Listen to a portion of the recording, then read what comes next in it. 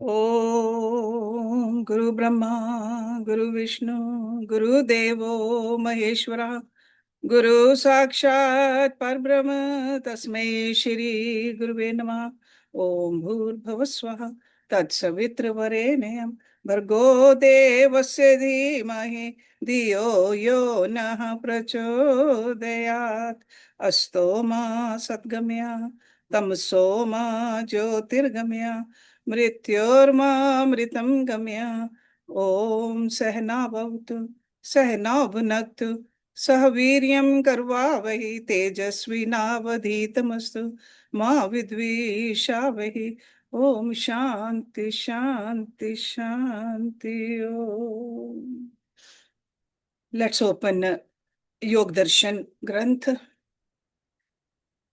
I mean, it's like a very small scripture, but the knowledge in it is so deep, especially the verses which we are going to go through today and next few weeks. We are on chapter 3, Vibhuti Pad.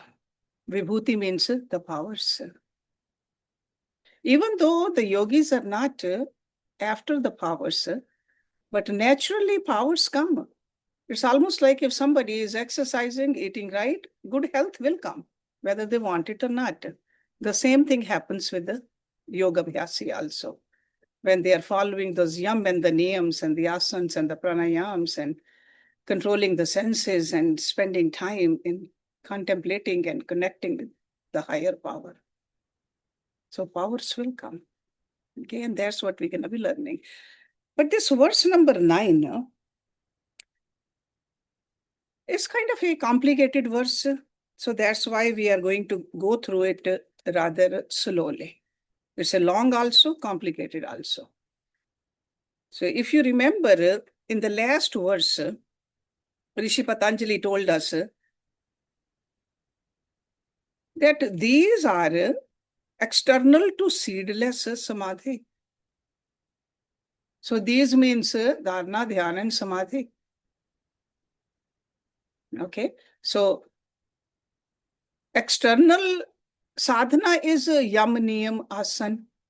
Then pranayam is little subtler, deeper. Then pratyahar. Then dharana, dhyana, and samadhi are internal. But he says they are even external. See, everything is relative. So they are external to the seedless samadhi. So how do we really reach towards this seedless samadhi? This is what he is explaining to us in these coming verses. So let's look at these terms first. Vyuthan, nirodh, sanskaryo, abhibhav, pradurbhav, nirodh kshana, chit, anvay, nirodh, parinama. Vyuthan means arising or outgoing, or something when it comes out, vyuthan. Or another way you can understand when something is being turned outward. And when he's talking about our mind, that really means the restlessness of the mind. Vyuthan. Nirodh means cessation or stopping. Sanskaryo, that is like the impressions, but sanskar is the impression. Sanskaryo means of the two impressions. Two impressions means stopping and coming out. So two kinds of impressions, two kinds of sanskars. Abhibhav. Abhibhav means disappearing, overpowering. Pradurbhavo. That means appearance, or you can say manifestation. Pradurbhavo, or emergence. Nirodh, we are familiar with that term, restraint. Kshan means moment. So it's like a moment of restraint. Chit, that is a deeper part of our mind. Anvaya. Anvaya means connection or yoking. That is called anvaya. And again, the nirodh, that is a cessation. And parinam. Parinam means transformation or development or modification effect. That is a parinam. So the impressions which normally arise are made to disappear by the appearance of suppressive efforts. So that means with the nirodha. So sanskars, they erupt, then with the practice, you restrain them, which in turn create new mental modifications. The moment of conjunction of mind and new modifications is a nirodha parinam. So in this verse, he's talking about the nirodha parinam. So the state of restraint, nirodha, is when there is a disappearance of outgoing sanskar and the appearance of restraining sanskars. These emerge in the mind of the moment of restraints. So this whole thing is happening in our mind. Because that's why we say that the yogic practices, ultimately, it's a practice or a sadhana for the mind. It's not a sadhana for the Atma. Sure, we need to do sadhana for the body because we identify ourselves with the body. But then when the body is healthy, we can detach from it and work on our mind. So all these impressions, all what is happening over here is in the mind. We got to learn to study the silent moments between the rising and the restraining impressions. And that's how the transformation happens. Because sometimes we get disturbed when their new thoughts are coming. Work on them, restrain them. So transformation by restraint is achieved by study of the silent moments that occur between the rising of impressions and our impulse to restrain them. And between the restraining impulse, there will be a resurgence of the thoughts again too. Because we don't know how many sanskars are embedded in our chitta. Which one is coming out? So that's why the constant practice, continuous practice is needed. The central thread of Patanjali's philosophy is the relationship between the self and the Prakriti. Self is the Purush, which is part of God. Self. Or you can call it soul. And the Prakriti is the rest of it. We are born into nature, and without it, nothing would move, nothing would change, nothing could happen. But we are seeking to free ourselves from nature. We want to transcend it. We are looking for a lasting freedom. And that's what yoga sadhana is all about. So that's why Rishi Patanjali in this sutra, he's very clearly talking about the fundamental state of mental transformation which is involved in the practice of yoga. Very fundamental. Ultimately, we have to practice it. It's not something we memorize. It's not something we just only learn, but ultimately we have to practice it. When you attain samadhi, you must know that you are Consciousness has undergone a definite state of transformation. And that change takes place inside you. Nobody will know from outside. It's inside you, there's a change happening. So this parinam term is called change. For example, yogurt is a parinam of milk. We leave the milk at night with some starter in it. In the morning, we see the parinam, which is yogurt. So in samadhi, or even in preliminary sadhana, the mind undergoes transformation. So that's why when people ask, how do we know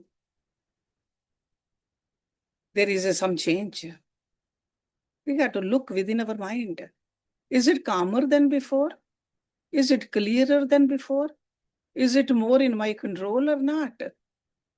That is the parinam of our sadhana. Mind is so subtle. We pay more attention to our weight, our color, our wrinkles, our hair, our house, our bank accounts. But this human life is to attain this Godhood. And that's what Rishi Patanjali is teaching us. Because all this takes place in different degrees at different points. The whole range of transformation is classified into 3.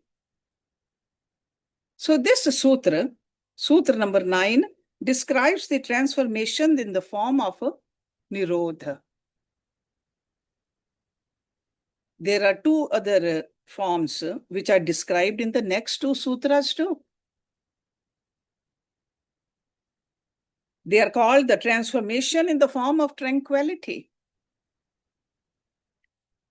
and the transformation in the form of concentration. We will learn about those two. So samadhi parinam, ekagrat parinam, and nirodha parinam. These are the 3 terms he's trying to go through. So the mind undergoes these 3 changes after attaining samadhi.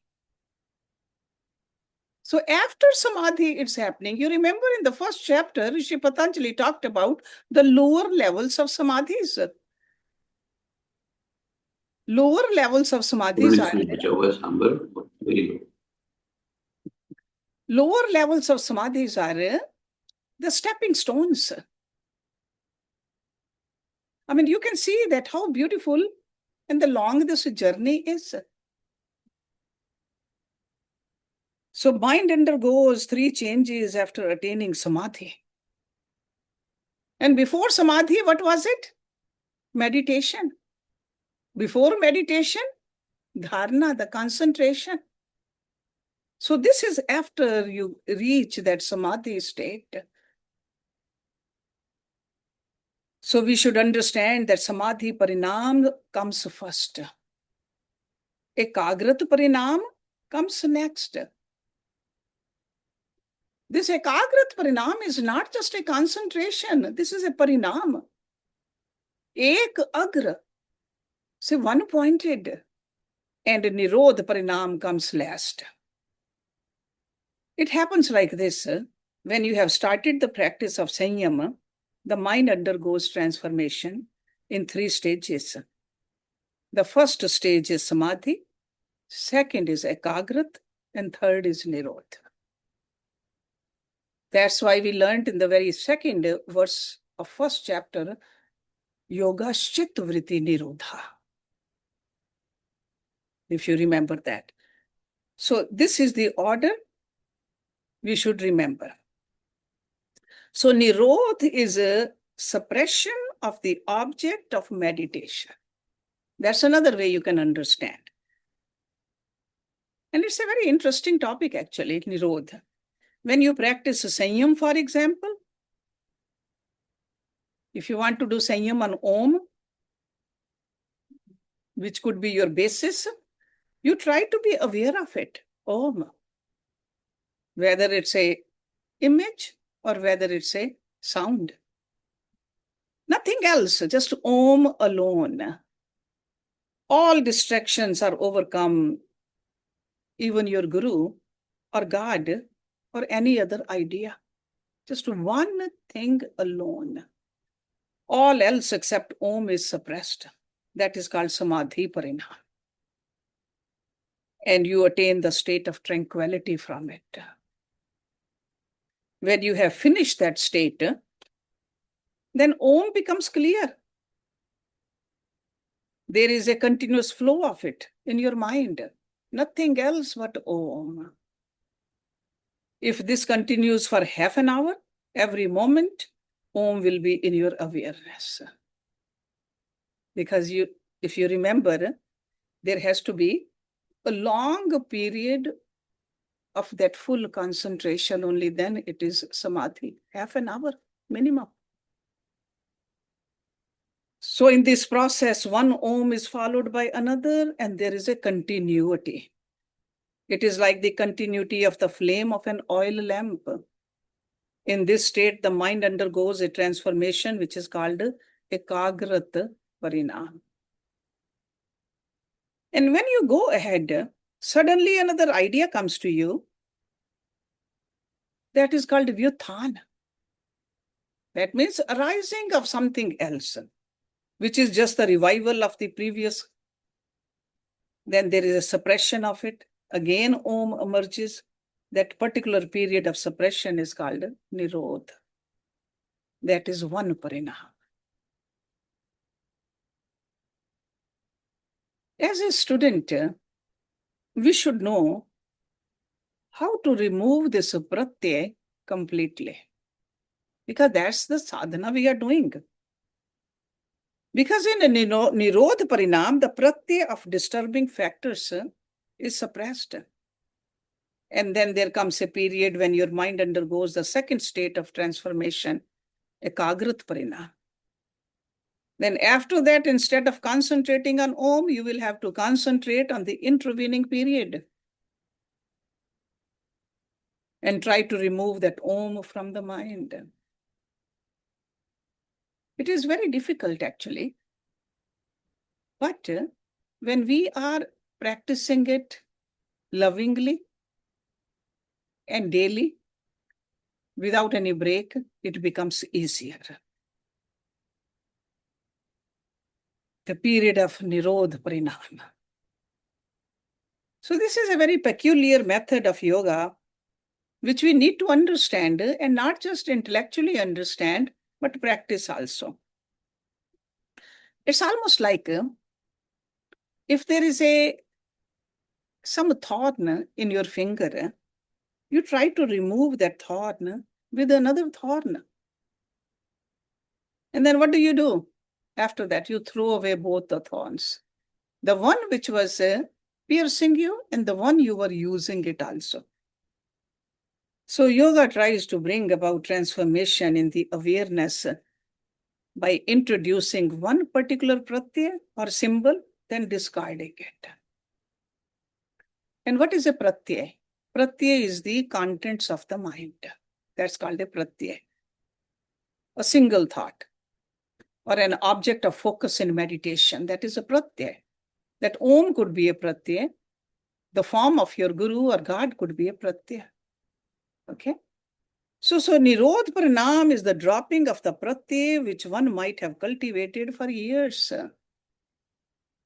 So Vyutthana and Nirodha are the two kinds of activities which are happening during this period of time. So these two kinds of dynamic sanskars are the impressions in our chitta. So these two states of suppression and expression come and go.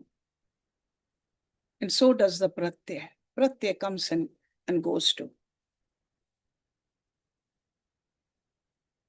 So just to summarize it, in Samadhi Parinam, you try to establish the pratyay. And you try to diminish other thoughts. Just one. Okay, it could be the Om, it could be any other sound, or it could be a form. So that is a Samadhi. Okay, you try to establish the pratyay, diminish other thoughts. Any other thought comes, you try to disregard that. In ekagrat parinam, you try to continue that pratyay because there are no distractions now. Mind is quiet. There's no rising, there's no restraint. It's just total ekagrat. And the nirodh parinam, you try to diminish the pratyay which you have established and now try to establish the complete silence. That is a nirodh parinam. That's how you transcend the field of sabij samadhi. Because this vyuthana, where is it happening? It's happening from our own sanskars. Because after all this practice, nothing is coming from outside world. It's your own inner world which is erupting. So when you reach the nirodh parinam, with all this practice, ultimately, when you have roasted all the seeds, you reach that nirbij samadhi. Okay, so from samadhi parinam, ekagrat parinam, and nirodh parinam. Okay, this is a very deep yogic philosophy. These days, people think that the practice of yoga is just the asanas alone. No. Asanas definitely we need to do for the body. But ultimately, we got to spend some time cleaning our own chitta, connecting with that higher power. So restraining and rising waves of our mind, our chitta, they will keep on happening as long as there are seeds in there. So that's why he mentioned over here the nirodh kashana. Sometimes a moment comes over there during our practice, if you feel complete silence. That's where the stillness is. And we need to, with our practice, prolong those moments of silence. Prolong. And that can happen only if we live a yogic life. If you don't live a yogic life, it's not just a half an hour of meditation and then 23 and a half hours of doing whatever we want to do. Eat whatever we want, drink whatever we want, go wherever we want. That's not how it works.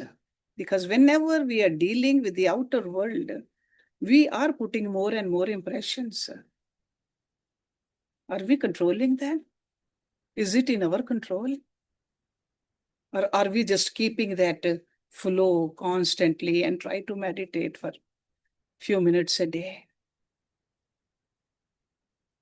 Okay, the whole life has to be a yogic life if we want to reach here. Otherwise, mind will keep on wavering like the waves of the sea. We will try to control the waves, but we cannot control the waves. They are very turbulent, very strong. So then after that, what happens?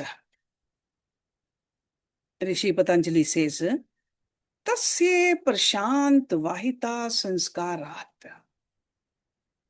Tasya means of it. Prashant means peaceful, calm, steady. Prashant. Vahita. Vahita means a flow. Sanskarat. By habit, by repeated impression. So this is the fruits of the nirodh parinam. The flow of nirodh parinam becomes steady through habit. So the flow of nirodh parinam becomes tranquil by repeated impressions. So that's why this, you remember in the first chapter, we talked about the sadhana, how long we keep on doing the sadhana. We got to do it continuously, daily, for a long time. This is the long time. So the final state of transformation of mind becomes tranquil and powerful by practicing again and again. And then that state is not interrupted by any disturbance of any pratyaya then. There could be any pratyaya in front of you. You can go anywhere you want. At this stage, nothing will disturb you. But in order to reach here, we need to do sadhana, a serious sadhana. So this is a very crucial point, actually. So Nirodh should be practiced before Ekagrat. If we do that, or before Samadhi,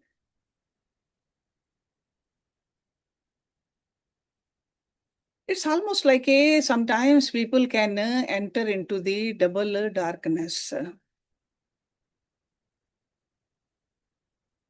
Okay.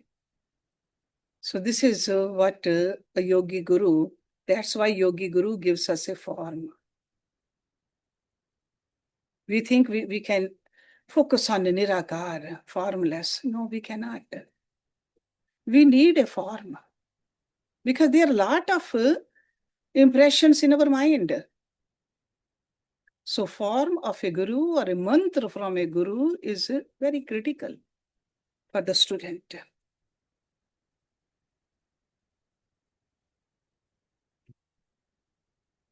We got to have a perfect awareness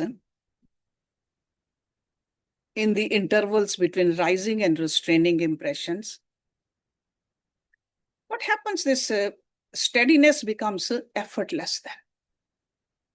Effort is put in before. You remember, effort is only at the level of dharana, concentration. But then it becomes natural. The stream of tranquility flows without any ripples in our mind. So skillfulness is needed. You remember in Bhagavad Gita, Lord Krishna said, skillfulness. Yoga karmasu kaushalam. See, kaushalam, kushalta, that is a skillfulness. So that we need a skillfulness even in meditation too, not just only in the outer field. So by skillful repeated efforts, you feel the transformation. You feel the change. You feel refined, polished. And you feel that you have a freedom from all forms of fluctuations. And there's an undisturbed peace which flows. And that's what Prashant Vahita is. No matter where you are, no matter what you are doing, there is a flow of peacefulness in your mind. That's a Prashant Vahita. It's almost like each drop of water helps to form a lake. So that's how we must continue to prolong each tranquil pause between rising and restraining impressions. Okay? So each kshan is like a kshan by kshan. One kshan is very peaceful. If we stay in our practice firmly, then there will be more kshans like that, more moments like that. So remember, abhyas and vairagya, both are very important. Only then the calmness can flow uninterruptedly. Vairagya has to be there, the detachment from this maya. If that is not there, we cannot experience what we are talking about. So when disturbed consciousness is brought to an undisturbed state, that is a chitta prasadana. That is almost like a favorable disposition of our chitta. Sorrows are conquered. It's not that sorrows don't happen, because in this body, when we are living in this prakriti, there is ups and downs, but the sorrow is not felt. Your mind has conquered it. In the scriptures, they talk about, there is a very beautiful term, Swaras Vahine. Swaras.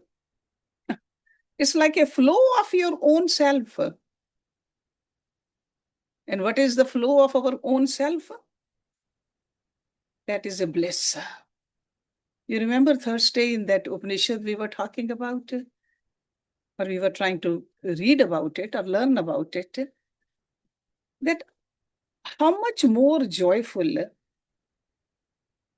is the bliss of the Supreme compared to these outer pleasures, worldly pleasures. So that is called Swarasvahini, flow of the soul's fragrance actually. Ras means the fragrance also. So when exertion in search of the soul ceases, that is called Anant Samapati. And we learned this word, this term in the first chapter. So assuming the original and eternal form. And proficiency in meditation is Adhyatma or Sadhanam.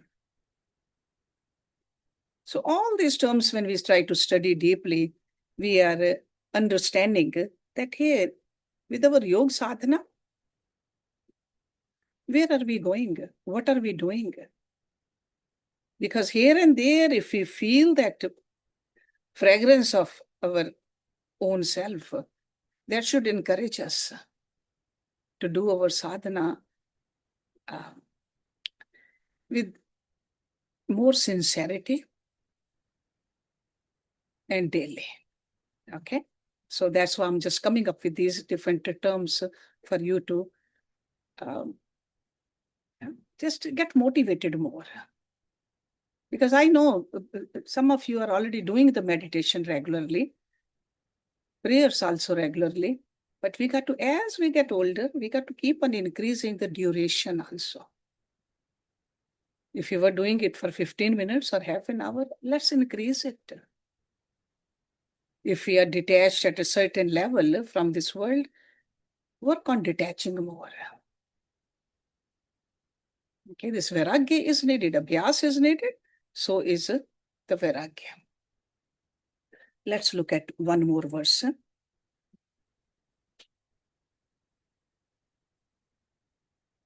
This is verse number 11. Sarvathatah ekagartya kashyo udya chitasya samadhi parinama. Sarvathatha, that means running around. Or it could be like a diverse state. See, sarv means all. Earth. Earth is like the objects outside. So running around. Ekagartyo, one-pointedness. Kashay udyo, disappearance and appearance. See, kashay means declining, disappearance. Uday means reason or appearance. So kashay udyo, disappearance and appearance. Chitasya, the chit of the mind. Samadhi, tranquility. Parinam, transformation. So samadhi parinam is the disappearance and appearance of distraction and one-pointedness of mind. So that means there's a decline in distractedness and appearance of one-pointedness. Then comes a samadhi parinam, development in samadhi. Okay, so I've been telling you that samadhi comes first, then ekagrata, then nirodha. Okay, but in these verses, we see nirodh first, then ekagrata. Now he's talking about samadhi. Our chitta keeps on oscillating between this multiple world and one-pointed attention. When one-pointed attention is established, our mind going into this multi-faceted world, our attention disappears. It's not, we don't have any interest in this world anymore. We don't have any interest in this polarity of this world. We like that ekagrata. But when one-pointed attention fades, again our mind is scattered. And observing these alternations and learning to hold to that single-pointed attention, this is a samadhi parinam. Because we know that our chit has two properties, dispersiveness and one-pointedness. Our chit can take the form of any object which it sees, any object it observes, or any object it's thinking about. It can really spread itself quite a bit. When it spreads, it is called multifaceted. Okay, this is what happens. It's just like our mind goes into this beautiful universe outside, the whole Maya. But when we try to steadily focus it, it can be one-pointed. It has that power to be one-pointed. So when it is scattered, distracted, restless, then from there we bring it back into the one-pointedness, and this is what the sadhana is all about. So that's why I said it's like two things we keep on doing with our mind continuously throughout our life. So in a Nirodha Parinam, we learned that thought waves, they are more and more restrained and still. But in Samadhi Parinam, still there could be because seeds are still there. So that's why even in Samadhi, sometimes we can see the things which belong to this world.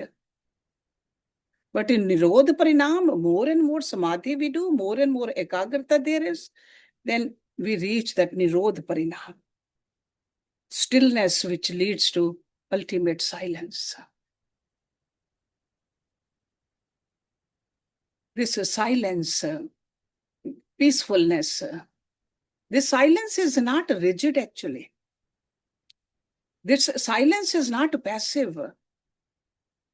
This silence is very peaceful. So in the state of silence, the fragrance of the soul emerges at the center of attention. And that's why our mind can first, see, we are reaching that samadhi, then fragrance, on that fragrance, we can concentrate better. That's ekagrata. Mind is not going into anything else. Then ultimately, nirodha, the total transformation. Okay? And in the next verse, we'll see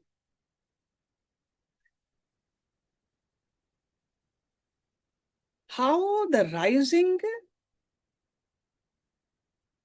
the present image is in the rising, and the ekagrat parinam, how we are really dealing with both of them in our sadhana.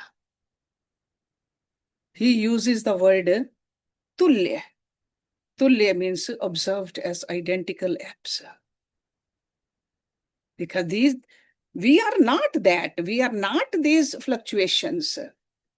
We are not those seeds. We are something different. We know how to observe all of it beautifully during our practice. So we'll start with verse number 12 next week. Om Purnamada Purnamidam Purnat Purnamudachyate Purnasya Purnamadaye Purnameva Vishishyate. Om Shanti Shanti Shanti Om. Thank you very much.